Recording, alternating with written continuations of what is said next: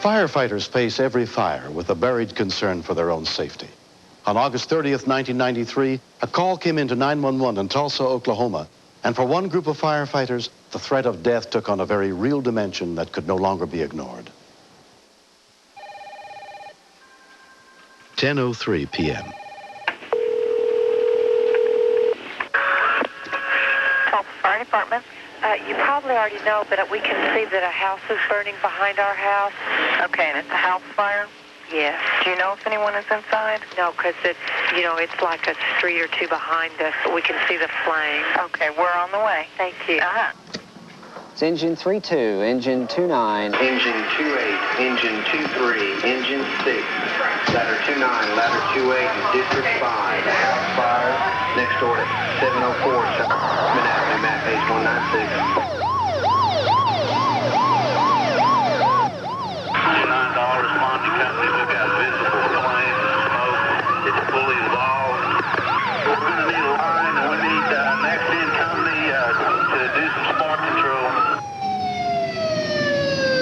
After 13 years with the Tulsa Fire Department, Tom Nicholas was a captain. Among the 3 men under his command that night was 29-year-old Darrell Eccles. Darrell! All of us guys are close, but I've always looked up to Tom, being the aggressive firefighter that he is. About a third of the house was on fire, all over the garage, and we noticed there was a window over the garage.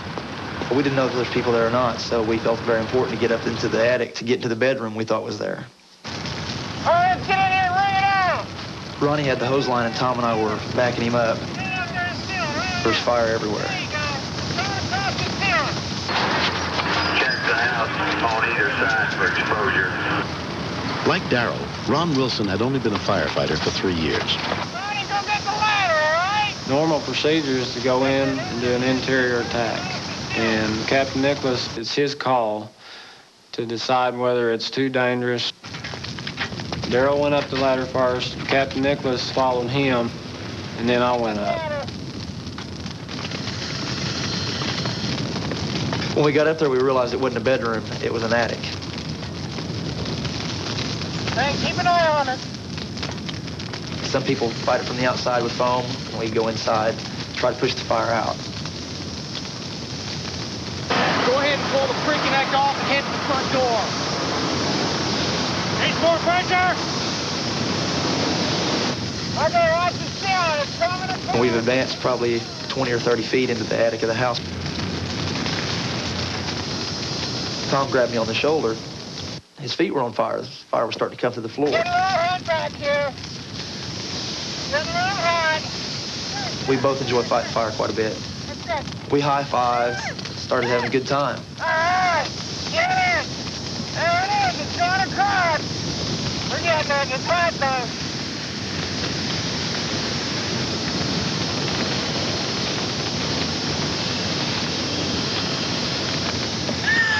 Someone grabbed me on the shoulder again. I thought it was Tom. And I was going, why is Tom pointing at this hole in the floor? So I shot water down in there, thinking that's what he wanted me to do. Instantly, he grabbed me by the shoulder again, turned me around. At that time, I noticed it was a black helmet instead of a red helmet. The captain wears a red helmet in the Tulsa Fire Department. Then I realized what happened. Tom had fell down through the hole.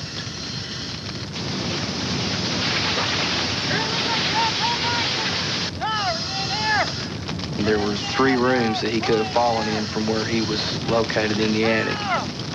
I'm out of here. I'm going to lose this map. Our bells started ringing, and we were running out of oxygen at that time. Tom! We were breathing poisonous gases, a lot of heat. We knew that since we had ran out of air, that he had to be out of air, because all 3 of us had been up there the same amount of time. You guys seen Tom? I heard another firefighter say, they've got him, he's out. Hey, Tom, are you out here? Have you seen Captain Tom Nicholas? No, I haven't. This is when I started worrying about Tom because we didn't find him.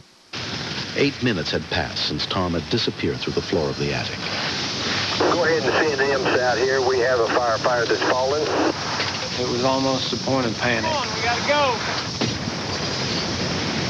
I didn't really have time to think, is he dead, is he alive? I just knew he was still in there and we had to get him. Hey, did you see Tom? No. Firefighter David Casey joined in the Come on, search. guy. Captain Nicholas, he's a friend of mine. And I thought, this can't be. This is not happening. It felt like a nightmare. At this point, it was fully involved. Under normal situations, you would never go into a house that was this bad. Tom! Talk to us, buddy! I know you're in here! Do we have a status on our injury? Not yet. We're still trying to locate him. Guys, I got a ring to my right. I'm going to search it out. It was a real confusing floor plan. Go. Tom! Tom! I began feeling the walls. Tom! I made my way around the room, was bumping into some furniture. Tom, where are you? Tom! I had said a little prayer before I went in. I said, "Dear God, help us find him." As I put that helmet back on my head, that voice inside me said, "Turn around." And I was still on my knees. I turned around and saw a reflection of his stripe on the back of his bunker coat. Tom! Tom! Tom! When you see one of your own laying there and he's motionless, and you touch him and you speak to him and he doesn't respond to you, it kind of sends chills up your spine. He's unconscious, guys. Let's get him out. There's no mask on him. I've not seen anything like this before. This was a first. And when I saw Tom down, it was really emotional. Come on, let's get him up. Come on. I can't even describe the feelings. Come on, Tom. Get him out of here. Come on, Tom. Hang in there. I thought that with him being that still, that he may be dead. And I couldn't really, in my mind, let that happen. Breathe, Tom. Tom. Breathe. I said, I don't think he's breathing. Breathe, buddy. Breathe. Come on. I don't think he's breathing. Don't give up, Tom. Come on, buddy. Come on, Tom. He kind of coughed up, gurgled a little bit. It just sounded terrible. Breathe, Tommy. We need O2, man. We need it. There was confusion everywhere. People were bringing water up, trying to pull his body temperature off. Get you out of here, Tom. Come on, breathe. I knew that all we could do was pray. An EMSA ambulance arrived almost immediately, including paramedic Gayleen Rees-Owen. We asked the firefighters to put the patient down so we could continue ALS care, but they were so emotionally charged, they just kept going towards our unit. Yep, there it is. Come on, Tommy.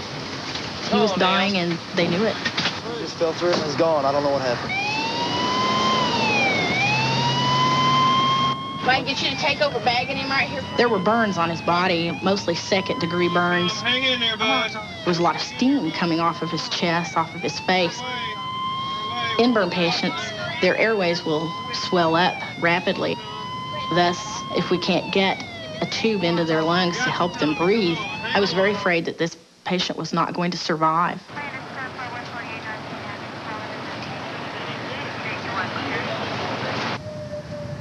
35-year-old Tom Nicholas was admitted to St. Francis Hospital under the care of emergency physician Michael Bartlett. When I first saw him, my initial impression was that he was dead. Does he have a pulse? The paramedics were in a somewhat agitated state, realizing that they did not have an airway established. Alan, give me a pressure. To an emergency physician, this is the most frightful period of time that one experiences. He fell about 12 feet. They said he was standing up on the rafters. He was totally unconscious in a coma, and he was only breathing 6 times a minute. Somebody get 1,000 of saline. We used a stylet, a small wire that we introduced down into his trachea, and over that, we placed the oral tracheal tube. And by that means, in a blind manner, we were able to establish an airway in this gentleman. Tom, this medicine's gonna make you real relaxed. Just take it easy. We knew by x-rays that his back, neck were not injured, but the big concern was what injury had his brain suffered from the lack of oxygen. Charlotte, I know he's gonna look bad. Tom's wife, Charlotte, came to be with him as soon as she heard what had happened. Thank you. If you need anything, I'll be outside. It wasn't reality at all. I thought he was invincible. I kept thinking, how am I going to tell my children? They love him so much. I could not imagine life without him. I thought, how can I go on? Everybody's here. I started thinking to myself, if he's going to have brain damage, I know that he's always told me he would just rather not even be here. We love you, we need you. And I just kept thinking, you've got to pull through. You've got to pull through.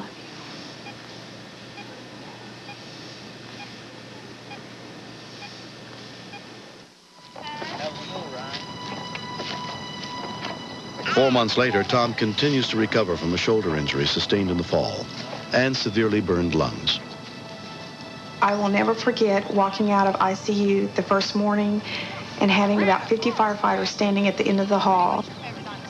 Watch them cry when they saw Tom, tears streaming down their face. Tom had always told me what a bond there was between firefighters, and it's something that you cannot understand until you have experienced it. Doing good. I feel like a very lucky man. I was trapped inside the fire for 22 minutes, approximately 17 minutes without air. I should not be here. I remember crawling off to the furthest point away from the fire, to the coolest point I could find, and I began to pray. And I wasn't scared anymore. I remember crying as I began to think about my family. I was going to miss them. I would miss them running up and giving me hugs as I come home from work. I would miss holding Charla. I would miss watching my boys grow up, my little girl grow up. And my last thought as I laid there was not kissing Brittany goodbye the morning that I left for the fire station. The guys that saved me, I'll never forget it. They, 5 of them actually were hospitalized getting me out. They had smoke inhalation. They were burnt, and they risked their lives to pull me out. And it's a bonding that most people will never know. All of us guys are close, but it's definitely brought us a lot closer together now. When you save someone's life together, save someone, it's an incredible feeling. In February of 1994, Tom returned to work as a firefighter.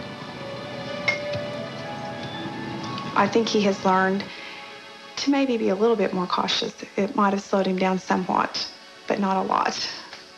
Not enough. We know that it could have gone either way, that if God had been ready for him to go, he would have gone. When I see him kissing the kids and playing with them, interacting, I can't imagine him not being there. I just thank God every day that he's still with us and that my children still have him.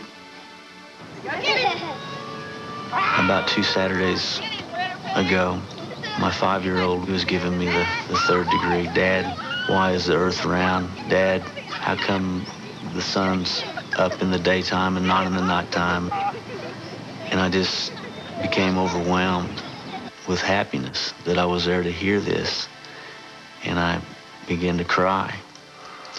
And he says, Daddy, what are you crying for? He goes, are you sad? And I said, no. I said, these are tears of happiness. And he didn't understand that, but I do.